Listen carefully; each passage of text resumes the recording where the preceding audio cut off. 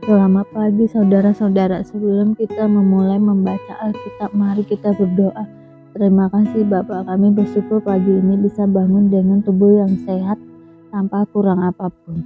Sebelum kami melakukan aktivitas hari ini, kami rindu untuk membaca Alkitab Tuhan, untuk melandasi hidup kami dengan kebenaran-Mu.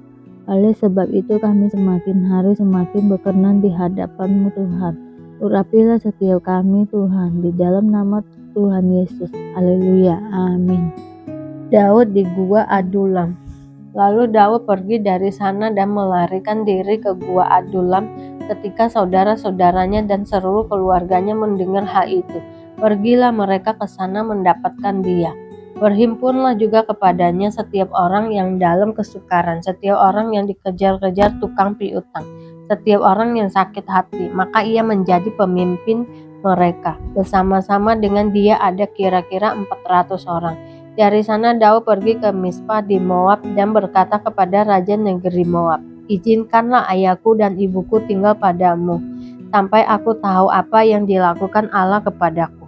Lalu diantarkannya lah mereka kepada raja negeri Moab, dan mereka tinggal bersama dia selama Daud ada di kubu gunung. Tetapi Gad nabi itu berkata kepada Daud, "Janganlah tinggal di kubu gunung itu. Pergilah dan pulanglah ke tanah Yehuda." Lalu pergilah Daud dan masuk ke hutan Keret. Para imam di Nob dibunuh. Hal itu terdengar oleh Saul, sebab Daud dan orang-orang yang bersama-sama dengan dia telah diketahui tempatnya. Adapun Saul ada di Gibea, sedang duduk di bawah pohon tamariska di bukit, dengan tombaknya di tangan dan semua pegawainya berdiri di dekatnya. Lalu berkatalah Saul kepada para pegawainya yang berdiri di dekatnya, "Cobalah dengar, ia orang-orang Benyamin. Apakah anak Isai itu juga akan memberikan kepada kamu sekalian ladang dan kebun anggur? Apakah ia akan mengangkat kamu sekalian menjadi kepala atas pasukan 1.000 dan atas pasukan 100? Sehingga kamu sekalian mengadakan persepakatan melawan aku, dan tidak ada seorang pun yang menyatakan kepadaku bahwa anakku mengikat diri dengan anak Isa itu. Tidak ada seorang pun dari kamu yang cemas karena aku, atau yang menyatakan kepadaku bahwa anakku telah menghasut pegawaiku melawan aku menjadi penghadang seperti sekarang ini." Lalu menjawablah Doeg, orang Edom itu yang berdiri di dekat para pegawai Saul, katanya, "Telah kulihat bahwa anak Isa itu datang ke Nob kepada Ahimelek bin Ahitub. Ia menanyakan Tuhan bagi Daud dan memberikan bekal kepadanya juga pedang Goliat, orang Filistin itu, diberikannya kepadanya." Lalu raja menyuruh memanggil Ahimelek bin Ahitub, imam itu, bersama-sama dengan seluruh keluarganya, para imam yang di Nob. Dan datanglah sekaliannya menghadap raja. Kata Saul, "Cobalah dengar, ya anak Ahitub." Jawabnya, "Iya, tuanku." Kemudian bertanyalah Saul kepadanya, "Mengapa kamu mengadakan persepakatan melawan aku, engkau dengan anak Isai itu, dengan memberikan roti dan pedang?" Kepadanya menanyakan Allah baginya, sehingga ia bangkit melawan aku menjadi penghadang seperti sekarang itu. Lalu Ahimelek menjawab raja, "Tetapi siapakah di antara segala pegawaimu yang dapat dipercaya seperti Daud, apalagi ia menantu raja dan kepala para penggawalmu dan dihormati dalam rumahmu? Bukan ini pertama kali aku menanyakan Allah bagi dia. Sekali-kali tidak. Janganlah kiranya raja melontarkan tuduhan kepada hambamu ini, bahkan kepada seluruh keluargaku, sebab hambamu ini tidak tahu apa-apa tentang semuanya itu, baik tentang perkara kecil maupun perkara besar." Tetapi raja berkata, "Engkau mesti dibunuh, Ahimelek, engkau dan seluruh keluargamu." Lalu raja memerintahkan kepada bentara yang berdiri di dekatnya, "Majulah dan bunuhlah para imam Tuhan itu, sebab mereka membantu Daud. Sebab walaupun mereka tahu bahwa ia melarikan diri, mereka tidak memberitahukan hal itu kepadaku." Tetapi para pegawai raja tidak mau mengangkat tangannya untuk memarang imam-imam itu. Lalu berkatalah raja kepada Doeg, Majulah engkau dan paranglah para imam itu. Maka majulah Doeg orang Edom itu, lalu memarang para imam itu. Ia membunuh pada hari itu 85 orang yang memakai baju efod dari kain lenan. Juga penduduk kota imam itu dibunuh raja dengan mata pedang, laki-laki maupun perempuan, anak-anak maupun anak yang menyusu. Pula lembu, keledai, dan domba dibunuhnya dengan mata pedang. Tetapi seorang anak Ahimelek bin Ahitub namanya Abiatar luput. Ia melarikan diri menjadi pengikut Daud. Ketika Abiatar memberitahukan kepada Daud bahwa Saul telah membunuh para imam Tuhan, berkatalah Daud kepada Abiatar, memang pada hari itu juga ketika Doeg orang Edom itu ada di sana, aku telah tahu bahwa pasti ia akan memberitahukannya kepada Saul. Akulah sebab utama daripada kematian seluruh keluargamu. Tinggallah padaku, janganlah takut, sebab siapa yang ingin mencabut nyawamu, ia juga ingin mencabut nyawaku. Di dekatku engkau aman. Daud di Kehila. Diberitahukanlah kepada Daud, begini ketahuilah, orang Filistin berperang melawan kota Kehila dan menjara tempat-tempat pengirikan. Lalu bertanyalah Daud kepada Tuhan, apakah aku akan pergi mengalahkan orang Filistin itu? Jawab Tuhan kepada Daud, pergilah, kalahkanlah orang Filistin itu dan selamatkanlah Kehila. Tetapi orang-orang Daud berkata kepadanya, ingatlah, sedangkan di sini di Yehuda kita sudah dalam ketakutan, apalagi kalau kita pergi ke Kehila melawan barisan perang orang Filistin. Lalu bertanya pula lah Daud kepada Tuhan, maka Tuhan menjawab dia, firman-Nya, bersiaplah, pergilah ke Kehila, sebab aku akan menyerahkan orang Filistin itu ke dalam tanganmu. Kemudian pergilah Daud dengan orang-orangnya ke Kehila. Ia berperang melawan orang Filistin itu. Dihalaunya ternak mereka dan ditimbulkannya kekalahan besar di antara mereka. Demikianlah Daud menyelamatkan penduduk Kehila. Ketika Abiatar bin Ahimelek melarikan diri kepada Daud ke Kehila, ia turun dengan membawa efod di tangannya. Kepada Saul diberitahukan bahwa Daud telah masuk ke Kehila. Lalu berkatalah Saul, Allah telah menyerahkan dia ke dalam tanganku, sebab dengan masuk ke dalam kota yang berpintu dan berpalang, ia telah mengurung dirinya. Maka Saul memanggil seluruh rakyat pergi berperang ke Kehila dan mengepung Daud dengan orang-orangnya. Ketika diketahui Daud bahwa Saul berniat jahat terhadap dia, berkatalah ia kepada Imam Abiatar, bawalah efod itu kemari. Berkatalah Daud, Tuhan Allah Israel, hambamu ini telah mendengar kabar pasti bahwa Saul berikhtiar untuk datang ke Kehila dan memusnahkan kota ini oleh karena aku. Akan diserahkan oleh warga-warga kota Kehila itukah aku ke dalam tangannya?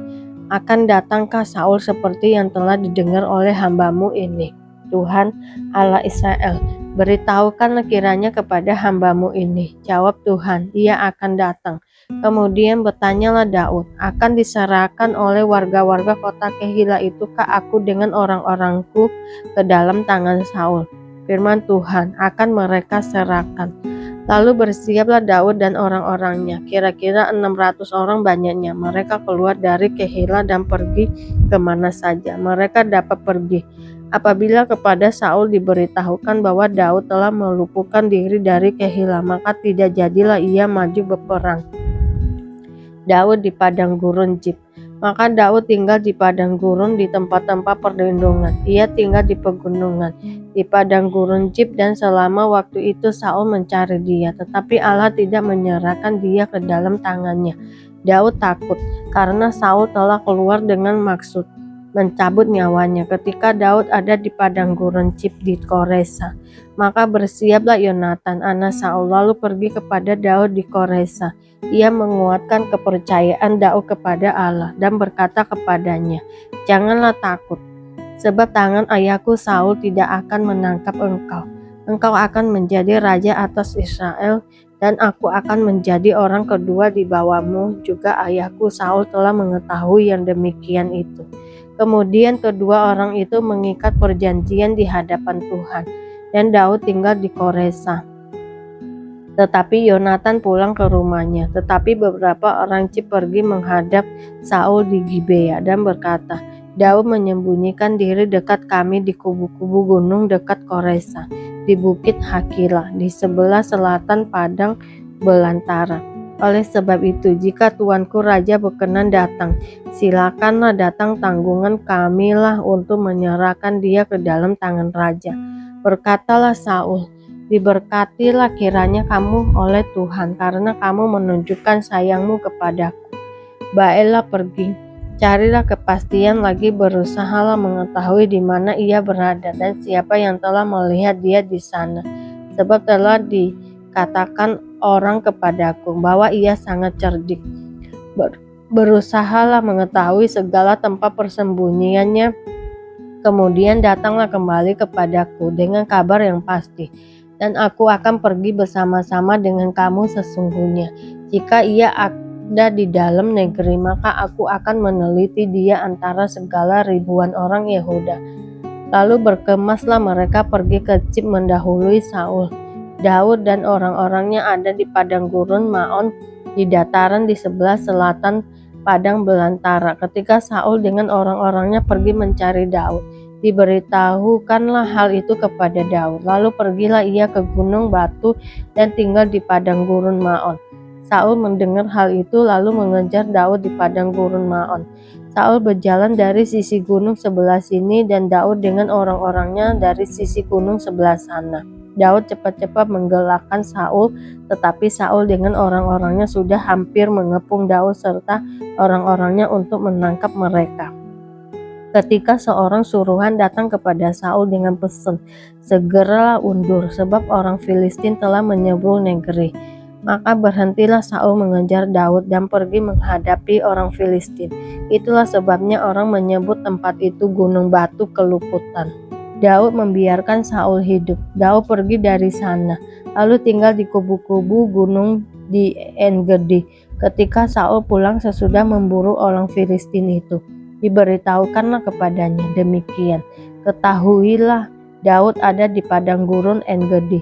Kemudian Saul mengambil 3.000 orang yang terpilih dari seluruh orang Israel, lalu pergi mencari Daud dan orang-orangnya di gunung batu kambing hutan. Ia sampai di kandang-kandang domba di tepi jalan. Di sana ada gua dan Saul masuk ke dalamnya untuk membuang hajat, tetapi Daud dan orang-orangnya duduk di bagian belakang gua itu. Lalu berkatalah orang-orangnya kepada Daud, telah tiba hari yang dikatakan Tuhan kepadamu. Sesungguhnya aku menyerahkan musuhmu ke dalam tanganmu, maka perbuatlah kepadanya apa yang kau pandang baik. Maka Daud bangun lalu memotong punca jubah Saul dengan diam-diam. Kemudian berdebar-debarlah hati Daud karena ia telah memotong punca Saul. Lalu berkatalah ia kepada orang-orangnya, dijauhkan Tuhanlah kiranya daripadaku untuk melakukan hal yang demikian kepada tuanku, kepada orang yang diurapi Tuhan, yakni menjamah dia, sebab dialah orang yang diurapi Tuhan. Dan Daud mencegah orang-orangnya dengan perkataan itu. Ia tidak mengizinkan mereka bangkit menyerang Saul. Sementara itu Saul telah bangun meninggalkan gua itu hendak melanjutkan perjalanannya. Kemudian bangunlah Daud, ia keluar dari dalam gua itu dan berseru kepada Saul dari belakang, katanya, Tuanku Raja. Saul menoleh ke belakang, lalu Daud berlutut dengan mukanya ke tanah dan sujud menyembah.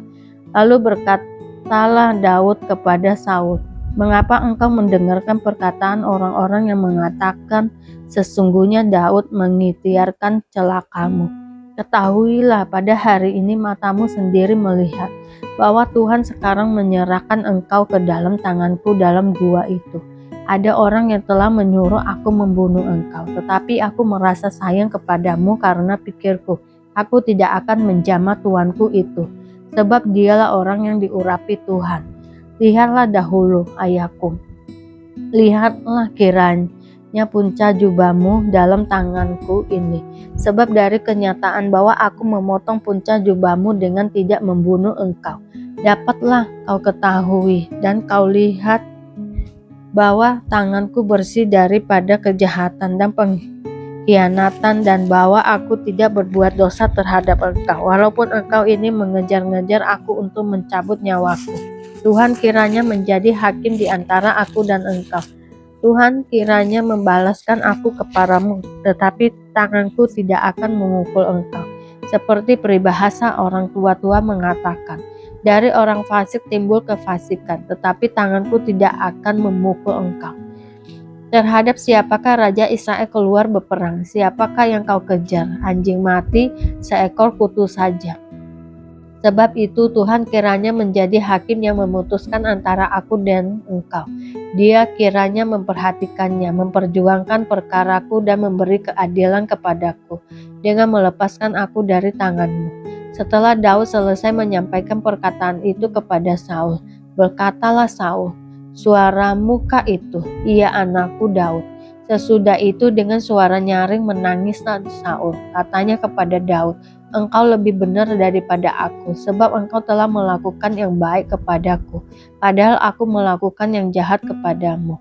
Telah kau tunjukkan pada hari ini betapa engkau telah melakukan yang baik kepadaku, walaupun Tuhan telah menyerahkan aku ke dalam tanganmu. Engkau tidak membunuh aku. Apabila seseorang mendapat musuhnya, masakan dilepaskannya dia berjalan dengan selamat. Tuhan kiranya membalaskan kepadamu kebaikan ganti apa yang kau lakukan kepadaku pada hari ini. Oleh karena itu sesungguhnya aku tahu bahwa engkau pasti menjadi raja dan jabatan Raja Israel akan tetap kokoh dalam tanganmu. Oleh sebab itu bersumpahlah kepadaku demi Tuhan bahwa engkau tidak akan melenyapkan keturunanku dan tidak akan menghapuskan namaku dari kaum keluargaku. Lalu bersumpahlah Daud kepada Saul. Kemudian pulanglah Saul ke rumahnya, sedang Daud dan orang-orangnya pergi ke kubu gunung. Persembahan seorang janda miskin. Ketika Yesus mengangkat mukanya, ia melihat orang-orang kaya memasukkan persembahan mereka ke dalam peti persembahan. Ia melihat juga seorang janda miskin memasukkan 2 peser ke dalam peti itu. Lalu ia berkata, aku berkata kepadamu, sesungguhnya janda miskin ini memberi lebih banyak daripada semua orang itu. Sebab mereka semua memberi persembahan dari kelimpahannya, tetapi janda ini memberi dari kekurangannya, bahkan ia memberi seluruh nafkahnya. Bait Allah akan diruntuhkan. Ketika beberapa orang berbicara tentang bait Allah dan mengagumi bangunan itu yang dihiasi dengan batu yang indah-indah dan dengan berbagai-bagai barang persembahan, berkatalah Yesus, apa yang kamu lihat di situ akan datang harinya di mana tidak ada satu batu pun akan dibiarkan terletak di atas batu yang lain, semuanya akan diruntuhkan. Permulaan penderitaan. Dan murid-murid bertanya kepada Yesus, katanya, Guru, bila manakah itu akan terjadi dan apakah tandanya? Kalau itu akan terjadi, jawabnya, waspadalah supaya kamu jangan disesatkan, sebab banyak orang akan datang dengan memakai namaku dan berkata, akulah dia, dan saatnya sudah dekat, janganlah kamu mengikuti mereka. Dan apabila kamu mendengar tentang peperangan dan pemberontakan, janganlah kamu terkejut, sebab semuanya itu harus terjadi dahulu, tetapi itu tidak berarti kesudahannya akan datang segera. Ia berkata kepada mereka, bangsa akan bangkit melawan bangsa dan kerajaan melawan kerajaan, dan akan terjadi gempa bumi yang dahsyat, dan di berbagai tempat akan ada penyakit sampar dan kelaparan, dan akan terjadi juga hal-hal yang mengejutkan dan tanda-tanda yang dahsyat dari langit. Tetapi sebelum semuanya itu, kamu akan ditangkap dan dianiayai. Kamu akan diserahkan ke rumah-rumah ibadat dan penjara-penjara, dan kamu akan dihadapkan kepada raja-raja dan penguasa-penguasa oleh karena namaku. Hal itu akan menjadi kesepakatan bagimu untuk bersaksi. Sebab itu, tetapkanlah di dalam hatimu supaya kamu jangan memikirkan lebih dahulu pembelaanmu. Sebab aku sendiri akan memberikan kepadamu kata-kata hikmat sehingga kamu tidak dapat ditentang atau dibantah lawan-lawanmu. Dan kamu akan diserahkan juga oleh orang tuamu, saudara-saudaramu, kaum keluargamu, dan sahabat-sahabatmu, dan beberapa orang di antara kamu akan dibunuh. Dan kamu akan dibenci semua orang oleh karena namaku. tetapi tidak sehelai pun dari rambut kepalamu akan hilang. Kalau kamu tetap bertahan, kamu akan memperoleh hidupmu. Terima kasih Bapak untuk hari ini, sehingga kami dapat membaca Alkitab-Mu Tuhan. Mari doa Bapa kami.